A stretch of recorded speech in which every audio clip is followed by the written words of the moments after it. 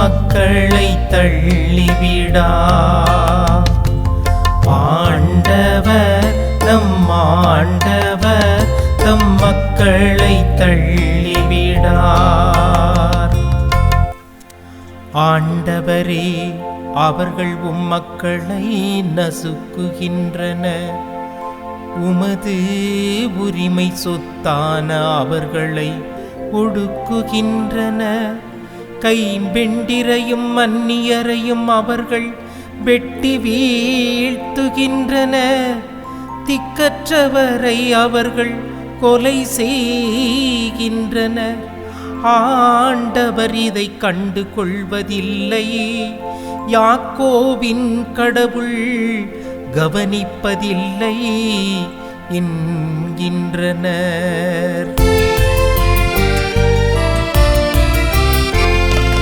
ஆண்டவர் நம் ஆண்டவர் தம் மக்களை தள்ளிவிடா. ஆண்டவர் நம் ஆண்டவர் தம் மக்களை தள்ளிவிடார். இன்றைய திருப்பாடல் நிகழ்ச்சியிலே உங்களை சந்தித்ததிலே மிக்க மகிழ்ச்சி. உங்கள் அனைவருக்குமே என்னுடைய காலை வணக்கத்தை தெரிவித்துக் கொள்கின்றேன். இன்று இறைவன் நமக்கு கொடுத்த அற்புதமான ஒரு கொடை இன்றைய திருப்பாடல் 94. இந்த திருப்பாடல் ஆண்டவர் நீதிக்கு அரசராக விளங்கக்கூடிய திருப்பாடலாக இந்த திருப்பாடலுடைய ஆசிரியர் நமக்கு தருகின்றார்.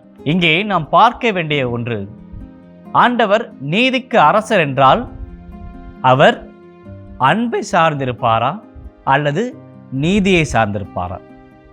மிக எளிமையாக இதை உங்களுக்கு கூற வேண்டும் என்றால், பசியிலே வாடக்கூடிய ஒரு சிறுவன் ஒரு அப்பத்துண்டை திருடிவிட்டான் என்றால் அன்பை சார்ந்த நீதிபதியாக இருந்தால் அந்த சிறுவனுடைய பசியை முன்னிட்டு அவனை மன்னிக்க வேண்டும். அல்லது நீதி என்றால் நீதிதான் என்று கூறக்கூடிய நடுவராக இருந்தால் அந்த சிறுவனுக்கு திருடியதற்கான தண்டனையை தர வேண்டும். இதில் நம்முடைய ஆண்டவர் எப்படிப்பட்டவர், எப்படி நாம் எதிர்பார்க்கிறோம் என்பதை இன்றைய திருப்பாடல்களுடைய ஆசிரியர் நமக்கு எடுத்துரைக்கின்றார். இதிலே நாம் பார்க்க வேண்டிய மிக மிக முக்கியமான ஒரு கூறு, திருப்பாடலை தொடங்கக்கூடிய அந்த முதல் வசனத்திலே பார்க்கிறோம், ஆண்டவரே பழிவாங்கும் என்று அந்த ஆசிரியர் உணர்ச்சி பெருக்கினை வெளிப்படுத்துகின்றார். நம்முடைய ஆண்டவர் பழி வாங்கக்கூடிய ஆண்டவரா? இதுதான் நமக்கான ஒரு கேள்வி. இறைவன் இந்த உலகத்தை படைத்த பொழுது இந்த உலகத்தையே அன்பு செய்தார். தன்னுடைய மகன் இயேசு கிறிஸ்து இந்த உலகத்திலே வாழ்ந்து இறக்கின்ற பொழுது கூட இந்த உலகத்தை அன்பு செய்தார். அதைத்தான் யோவான் நற்செய்தி அதிகாரம் 3 இறைவசனம் 16 பார்க்கிறோம். கடவுள் தன்னுடைய ஒரே மகனை அழிக்கும் அளவிற்கு இந்த உலகின் மேல் அன்பு கூர்ந்தார் என்று. அப்படி அன்பே உருவாகி இருக்கக்கூடிய அந்த இறைவன் பழி வாங்குவாரா?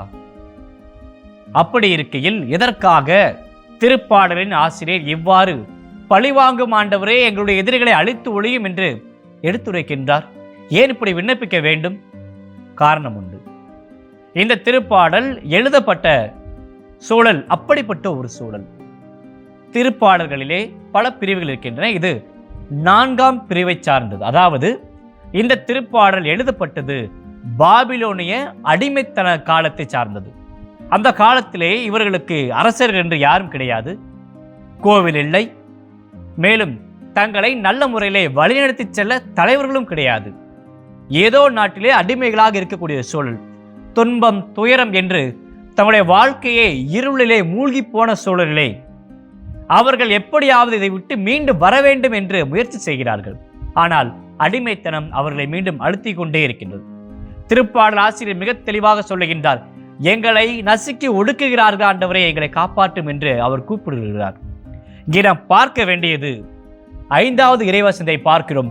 உம் மக்களை நசுக்குகின்றனர், உம் உரிமை சொத்தான மக்களை ஒடுக்குகின்றனர் என்று தங்களை இறைவனின் சொந்த மக்கள் என்று மீண்டும் மீண்டும் அந்த நீதியின் கடவுளுக்கு அவர்கள் அறிவுறுத்துகிறார்கள். ஆனால் எதற்காக பழி வாங்க வேண்டும்? எதற்காக கடவுள் அவர்களை தண்டிக்க வேண்டும்? காரணம் உண்டு. 7வது வசனத்தை நாம் பார்க்க வேண்டும்.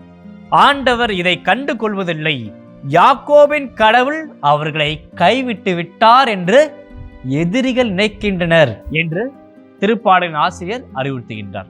அதாவது அடிமைத்தனத்தில் இருக்கக்கூடிய இந்த மக்களை ஒடுக்கக்கூடியவர்களாக இருப்பது மட்டுமல்லாமல் கடவுளை விட நாங்கள் தான் பெரியவர்கள் என்பது போல எதிரிகள் இருக்கின்றனர் என்பதை நமக்கு இந்த ஆசிரியர் வெளிப்படுத்துகின்றனர். எனவே அவர்களை பழிவாங்க வேண்டும் என்பது ஆசிரியரோட உள்ள குமுறலை தவிர கடவுளுடைய எண்ணம் அல்ல. இந்த எதிரிகள் ஏன் இப்படி செய்கிறார்கள்? அவர்கள் சொல்லக்கூடியது கடவுள் கண்டு கொள்வதில்லை என்று. ஆனால் திருப்பாடல் ஆசிரியர் மிக தெளிவாக சொல்லுகின்றார், இந்த செவிகளை படைத்த இறைவன் கேட்காமல் இருப்பாரா? நம்முடைய கண்களை படைத்த இறைவன் பார்க்காமல் இருப்பாரா என்று மீண்டும் அந்த எதிரிகளுக்குமே எடுத்துரைக்கின்றார். இது அவர்களுக்கு மட்டுமல்ல, இன்று நமக்குமானது. பல நேரங்களிலே இந்த உலக போக்கிலே வாழக்கூடிய நாம் செய்யக்கூடிய தவறுகள் யாருக்கு தெரியும்? யார் நம்மை பார்க்க போகிறார் என்று நினைக்கின்றோம். ஆனால் அது உண்மை கிடையாது. இறைவன் நம்மை பார்த்து கொண்டே இருக்கின்றார். ஒவ்வொரு நாளுமே நமக்கு இன்று பல்லவியாக தரப்பக்கூடிய ஒரு அற்புதமான ஒரு செய்தி, ஆண்டவர் தம் மக்களை கை நெகிழ்வது கிடையாது. ஆண்டவர் தம் சொந்த மக்களை, சொத்தாக பார்க்கக்கூடிய மக்களை கைவிடுவது கிடையாது. ஆனால் அதற்கு நாம் அவருடைய மக்களாக இருக்கிறோமா என்பதை பற்றி சிந்திக்க வேண்டும். மன்றாடுவோமாக.